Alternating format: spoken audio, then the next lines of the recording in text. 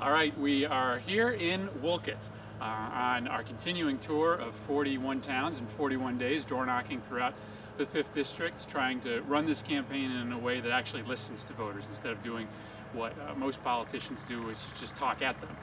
And tonight, we came here to Wolcott, which is the backyard of my state Senate district. So I've already knocked thousands of doors over the year here in Wolcott.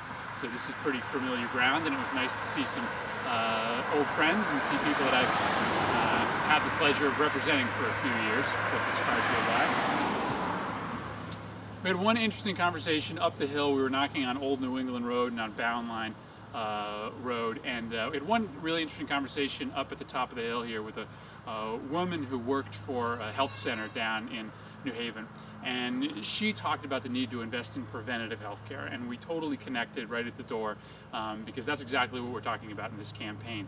I told her what I say to a lot of people: we have a universal healthcare system. It's just the most inefficient universal healthcare system in the world. We take care of you, but only when you get critically ill and you end up in an emergency room.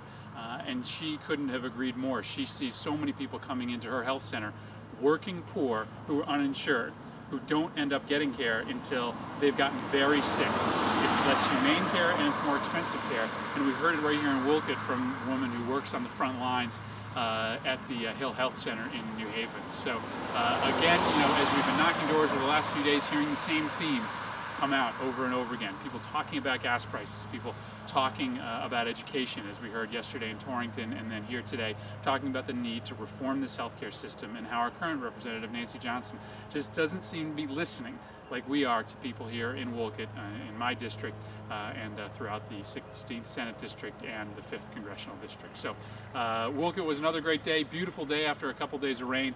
We'll see you tomorrow, hopefully, on the continuing tour of 41 towns of the 5th District in 41 days.